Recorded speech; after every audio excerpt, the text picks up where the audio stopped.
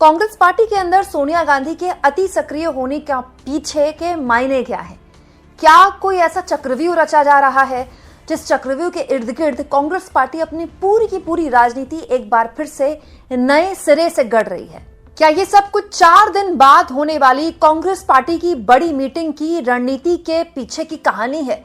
सब कुछ मैं आपको तफसील से बताऊंगी दोस्तों, और साथ में आपको ये भी बताऊंगी कि सोनिया गांधी की सक्रियता क्यों बीजेपी को परेशान कर सकती है। लेकिन पहले बात सोनिया गांधी की करते हैं।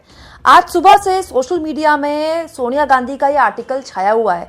दरअसल दोस्तों, पिछले कई दिनों से ये सुगबुगाहट वैसे थी मीडिया में, सोशल मीडिया में, लेकिन इस सुगबुगाहट को बल और मिल गया जब आज के अखबारों में बकायदा सोनिया गांधी ने आर्टिकल्स लिख डाले। आज के हिंदू में सोनिया गांधी ने आर्टिकल लिखा है, द बुलडोज्ड डिमोलिशन ऑफ मनरेगा।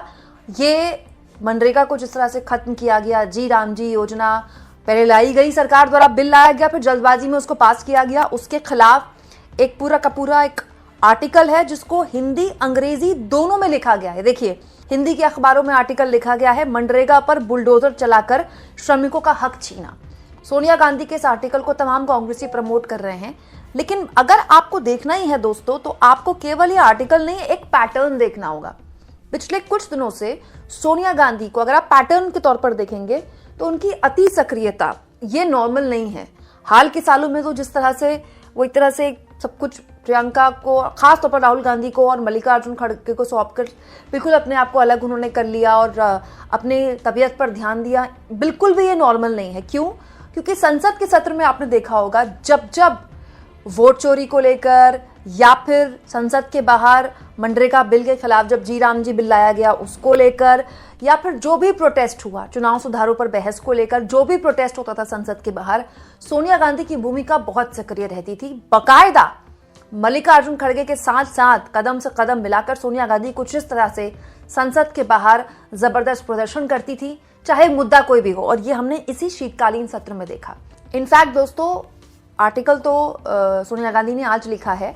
जब ये बिल पास हुआ तो सोनिया गांधी ने एक बहुत ही एग्रेसिव वीडियो संदेश भी जारी किया। हिंदी में उन्होंने वीडियो संदेश जारी किया और इसमें उन्होंने मोदी सरकार की जबरदस्त तरीके से आलोचना की। और ये बात केवल इस जी राम जी बिल के लिए ही नहीं है। अभी कुछ दिन पहले सोनिया गांधी ने एक बहुत ही इंपॉर्टेंट आर्टिकल लिखा था दोस्तों। ये आर्टिकल जो अरावली पहाड़ियों को लेकर जिस तरह का एक पूरा विवाद छिड़ गया है और उसे लेकर तमाम तरह के सवाल पर्यावरण मंत्री को देने पड़ रहे हैं। अरावली रेंज को पर जिस तरह से एक तरह से आप कह सकते हैं अतिक्रमण करने की तैयारी सरकार कर रही है और इसको लेकर सरकार क्लियर भी कर चुकी है कि उसे कोई नहीं रोक सकता। उसके खिलाफ भी, उसे बचाने के लिए भी मुहिम चलाते हुए बकायदा सोनिया गांधी ने दोस्तों एक आर्टिकल लिखा था। और ये आर्टिकल भी इन्होंने हिंदू में लिखा था और ये भी 3 दिसंबर में ही लिखा था, इसी साल 3 दिसंबर। मतलब अगर आप इसी महीने के इन पिछले 20 दिनों का पैटर्न देखें तो सोनिया गांधी की सक्रियता काफी दिखाई दे रही है। अब पर्दे के पीछे चर्चा है कि यह केवल आर्टिकल्स लिखने तक या फिर संसद में अपनी मौजूदगी दर्ज कराने तक नहीं है। दरअसल ये एक चक्रव्यूह रचा जा रहा है।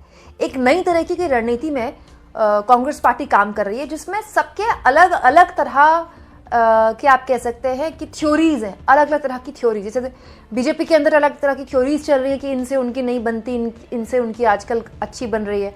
वैसे कांग्रेस पार्टी के अंदर भी थ्योरीज चल रही है, पॉलिटिक्स चल रही है। दरअसल दोस्तों, कांग्रेस पार्टी के अंदर एक चर्निंग है कि अब नहीं तो कब।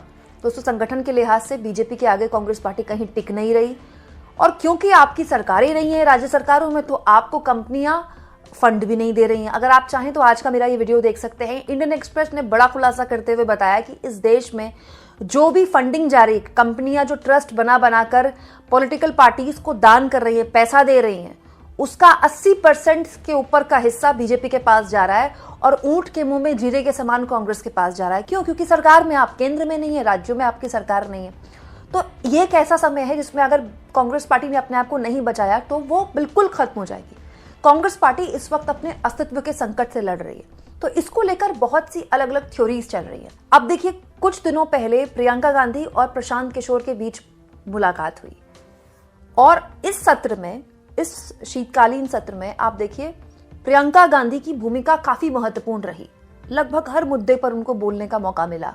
लोकसभा के बाहर प्रदर्शन भी वो करती थी। इसके अलावा जब संसद का सत्र खत्म हुआ तो मोदी जी ओम बिरला और विपक्षी और सत्ता पक्ष के लोगों के साथ वो चाय पार्टी में भी शामिल हुई। नितिन गडकरी से अपॉइंटमेंट भी ले लिया ऑन द स्पॉट बोलकर। देखिए, चर्चा है कि हो सकता है जैसे नितिन नवीन को कार्यकारी राष्ट्रीय अध्यक्ष बनाया गया है बीजेपी का, वैसे ही कांग्रेस पार्टी का कोई कार्यकारी राष्ट्रीय अध्यक्ष बनाया जा सकता है। वैसे तो दोस्तों सचिन पायलट का नाम भी चर्चा में है इस पद के लिए, लेकिन माना जा रहा है कि प्रियंका गांधी का नाम इसके लिए काफी आगे है कि प्रियंका गांधी को वो जिम्मेदारी सौंपी जाए। मतलब वो एक पुल का काम करेंगी। राष्ट्रीय अध्यक्ष तो मल्लिकार्जुन खड़गे हैं, लेकिन उम्र की और तबीयत की वजह से जो काम मल्लिकार्जुन खड़गे नहीं कर पा रहे, जैसे एक दिन में 4 राज्यों का या 3 राज्यों का दौरा करना है, तो वो काम प्रियंका गांधी कर लेंगी।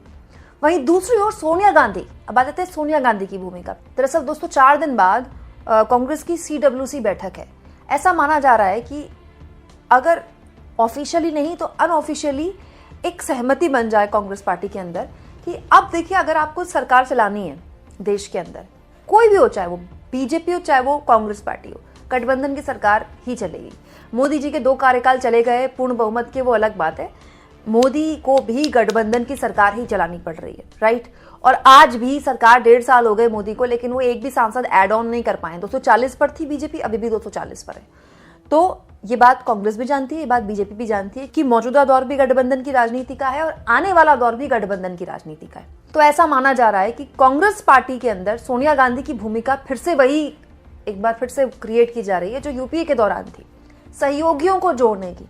और इसमें न केवल जो मौजूदा सहयोगी हैं उनको, बल्कि पूर्व में जो यूपीए के सहयोगी रह चुके हैं या मौजूदा दौर में बीजेपी के सहयोगी या एनडीए के सहयोगी हैं, उनको भी अपने साथ जोड़ने में सोनिया गांधी की भूमिका इंपॉर्टेंट हो सकती है। इसीलिए सोनिया गांधी की अचानक से जो सक्रियता है पॉलिटिक्स में वो काफी बढ़ गई और वो काफी आक्रामकता से प्रधानमंत्री नरेंद्र मोदी और उनकी पूरी पॉलिसीज, उनके बिल्स को लेकर बोल रही हैं। अब आपके मन में सवाल आएगा तो फिर राहुल गांधी का क्या रोल है? देखिए, राहुल गांधी एक ऐसे नेता हैं जो यात्राएं करते हैं, जो रैलियां करते हैं, जो रोड शोज करते हैं। किसी भी राज्य में चुनाव है तो वहां उनकी रैलियां होती हैं। राहुल गांधी कभी उड़ीसा में, राहुल गांधी कभी किसी राज्य में है। राहुल गांधी जातिगत जनगणना को लेकर एक आंदोलन खड़ा करना चाहते हैं। राहुल गांधी ने वोट चोर को लेकर एक आंदोलन खड़ा करने की कोशिश की। राहुल गांधी अपनी अलग भूमिका में है। तो ऐसा माना जा रहा है कि ये जो CWC की मीटिंग है उससे पहले या उसके दौरान कोई भूमिकाएं तय हो कि किसको क्या जिम्मेदारी है।